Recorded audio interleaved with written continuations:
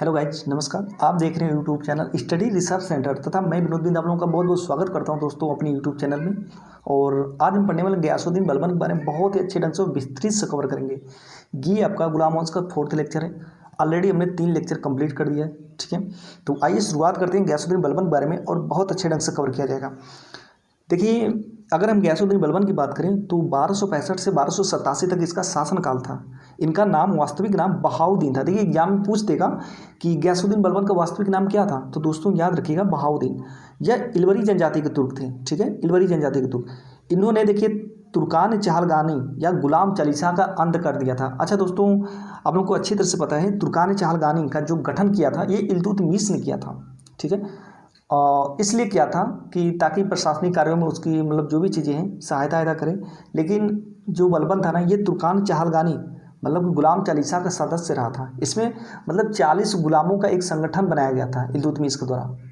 उसी को गुलाम या सरदार बोल दे, कुछ भी बोल दीजिए, ठीक है। लेकिन पता है क्या करते थे ये लोग, सुल्तान के विरुद्ध ही षड्यंत्र रचने लगते थे कभी कभी जरूरत पड़ती थी। तो बलबन ऑलरेडी इसका सदस्य रह चुका था। इसने देखा था कि कैसे कैसे मतलब इसमें सुल्तान के विरुद्ध षड्यंत्र रचे जा रहे थे।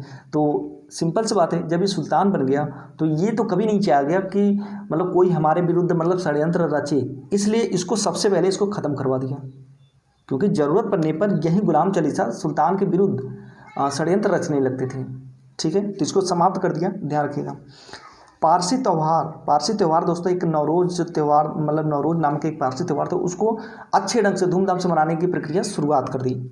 सजदा और पापोस प्रथा की शुरुआत किया। देखिए, ये सब जितने भी आपको बताया जा रहा है ना दोस्तों, ये मोस्ट इंपॉर्टेंट है। कई बार क्वेश्चन मतलब ये सब एग्जाम में रिपीट हुए हैं, तो इसलिए एक भी छोड़ना नहीं है। देखिए, मेन जो चीज़ें मैंने आपको पहले ही दे दिया, इसको तुरंत आप नोट्स कीजिए, ठीक है, ध्यान रखिएगा। और वीडियो देखते रहिए, एक बार पहले वीडियो को देख लीजिए, ठीक है। दोबारा में क्या करिए, इसको समझिए ढंग से, उसके बाद नोट्स करिए। नोट्स होना आपका बहुत ज़रूरी है। नोट्स नहीं बनाएंगे तो फिर बड़ा मुश्किल हो जाएगा। तो ये सब बहुत ही मोस्ट इंपॉर्टेंट चीज़ें आप ध्यान रखिएगा। सिजदा और पापोस प्रथा की शुरुआत किया। सिजदा मतलब दोस्तों जैसे सिर झुका करके, सिर झुकाना उनके सामने, किसके सामने, बलबन के सामने। पापोस मतलब पाँव को चूमना। तो ऐसी प्रथा मतलब शुरुआत की। बलबन ऑलरेडी एक कुरूप व्यक्ति था, थोड़ा उसकी मतलब जो फेस था ना थोड़ा सा ठीक ठाक नहीं था, थोड़ा कुरूप व्यक्ति था। तो मतलब ऐसा सिस्टम बनाया कि अगर सुल्तान जा रहा है तो उसके सामने झुक जाओ और प्लस उनके पैरों को चूमो। तो सिजदा और पापोस प्रथा की शुरुआत कर दी। दैवी राजत्व का सिद्धांत प्रतिपादन किया। मतलब इसका कहना ये था कि देखिए, सुल्तान का पद जो है ना ईश्वर द्वारा प्रदत्त होता है, ठीक है। ईश्वर के प्रतिनिधि के रूप में हम लोग काम करते हैं, सुल्तान काम करता है, ठीक है। ईश्वर का प्रतिनिधि सुल्तान होता है। तो आप मतलब इस तरह से थोड़ा सम्मान दीजिए। कहने का मतलब दोस्तों उसका कुल मिला जुला कर को उसका मतलब ये था ना कि वह चाहता था कि सुल्तान के पद की प्रतिष्ठा बनाए रखें, ठीक है। सभी लोग सम्मान दे प्रतिष्ठा मतलब सुल्तान के प्रतिष्ठा को। और इसने ये भी बोला कि सरकार मतलब सुल्तान निरंकुश होना अनिवार्य है, सुल्तान का निरंकुश होना अनिवार्य है, वह कुछ भी कर सकता है। तो इस तरह से अपने आप को, अपने पद को सर्वश्रेष्ठ बनाना चाहता था, ताकि कोई मतलब आँख उठा करके देखे ना। इसलिए ईश्वर का प्रतिनिधि बोल दिया कि हम तो ईश्वर द्वारा प्रदत्त किए गए पद को धारण किए हैं। तो इस तरह से उसका ये सब चीज़ें थी। रक्त और लौह की नीति अपनाया, ठीक है। इसको याद रखिए, कितनी बार एग्जाम में ये भी पूछा है। सब के सब दोस्तों बार बार आप लोगों से बोल रहा हूँ कि इसको याद रखिएगा, बहुत ही इंपॉर्टेंट है। देखिए, बलबनी वंश की नींव इसी ने रखी थी। किसने? गयासुद्दीन बलबन ने, ठीक है, ध्यान रखिएगा। कोलाखरी महल या फिर किलोखरी महल को बलबन का लाल महल बोला जाता है। ये आपका कैकोबाद के कुनागढ़ी में स्थित है, ठीक है। कोलाखरी महल या फिर किलोखरी महल, ध्यान रखिएगा इसको। और ये बलबन का लाल महल इसको बोला जाता है। अच्छा देखिए, बचपन में क्या हुआ था ना, एक बार इसको बलबन को पकड़ के मंगोल ले गए थे। इसको मंगोल, ये घूम रहा था जो भी चीज़ें घर में जैसे तैसे पहले उठा करके ले जाते थे, फिर बेचते थे दासों के रूप में। तो इसको पकड़ करके ले गए। फिर उन्होंने गजनी के बसरा, मतलब गजनी में एक जगह पड़ता है बसरा, वहाँ के ख्वाजा जमालुद्दीन को बेच दिया, ठीक है दोस्तों, बेच दिया। फिर ख्वाजा जमालुद्दीन कुछ दिन उसको रखे।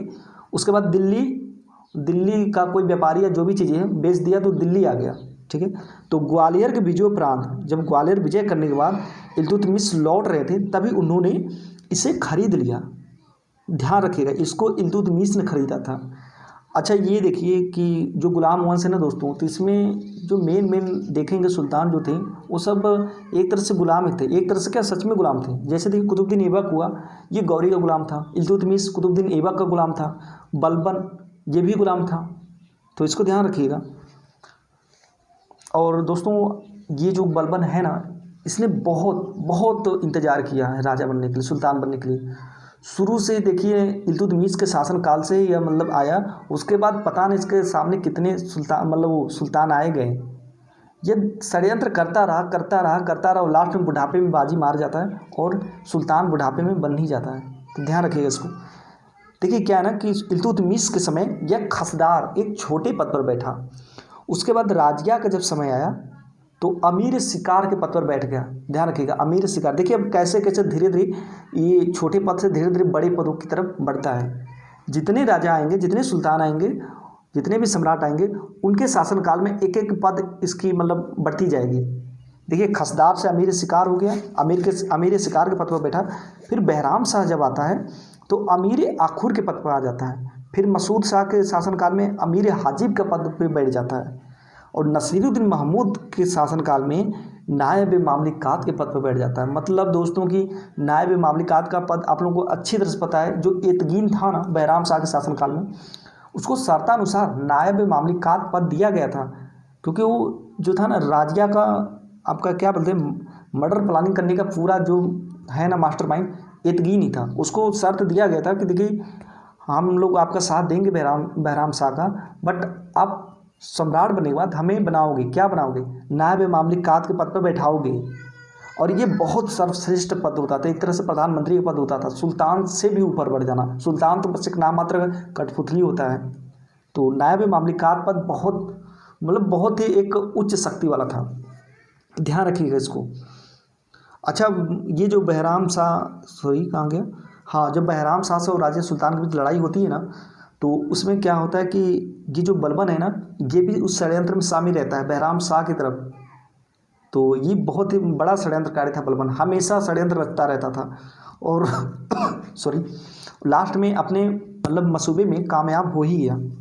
तो देखिए नायब मामलिकात के पद पे आ गया, धीरे धीरे बढ़ रहा है, इसकी बढ़ोतरी होती जा रही है।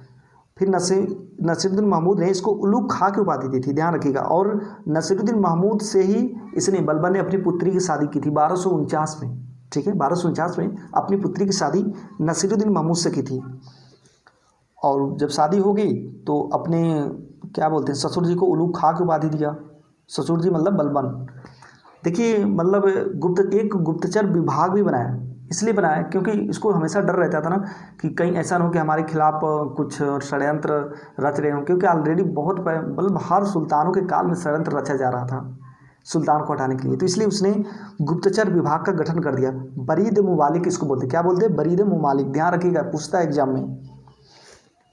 राजा तो सिद्धांत दिया, मतलब सुल्तान का पद ईश्वर द्वारा प्रदत्त। इसने बताया प्रजाजनों को कि देखिए जो सुल्तान का पद है ना, ये ईश्वर द्वारा प्रदान किया गया है। सुल्तान का निरंकुश होना बहुत जरूरी है, किसी को भी डांट सकता है, किसी को भी कुछ कर सकता है, ठीक है ना। तो ये उसकी वो रहती है, ध्यान रखिए उसको।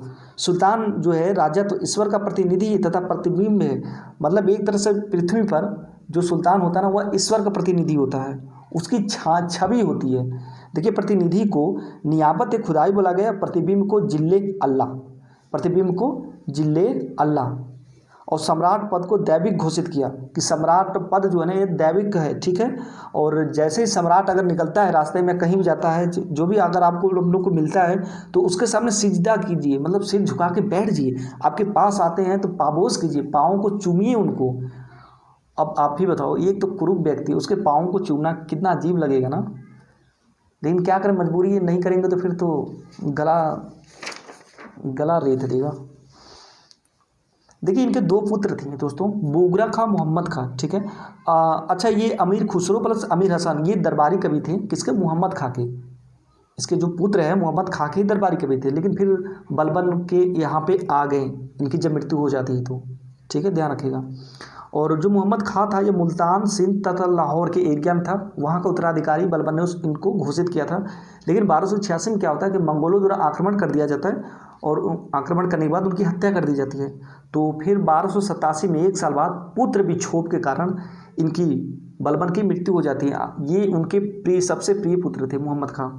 तो इस तरह से समाप्त हुआ और आपका खिलजी वंश सॉरी गुलाम वंश खत्म हो गया। खत्म करने का मतलब दोस्तों लगभग में खत्म हो गया। इसके बाद एक दो शासक आते हैं छोटे छोटे, वो 1290 तक खींचते खाते हैं। उसके बाद एक रहते हैं जलालुद्दीन फिरोज खिलजी, ठीक है। वो क्या काम करते हैं, सेनापति रहते हैं। फिर वही किसी को उन लोगों को मार पीट करके अपना बन जाते हैं सम्राट। तो वहाँ से खिलजी वंश की शुरुआत हो जाती है। इस तरह से हमने बहुत अच्छे ढंग से इसको देखा और जितना भी आपको नोट किया गया इसमें सबको नोट कर लीजिएगा, बढ़िया से पढ़िएगा। ठीक है, नमस्कार।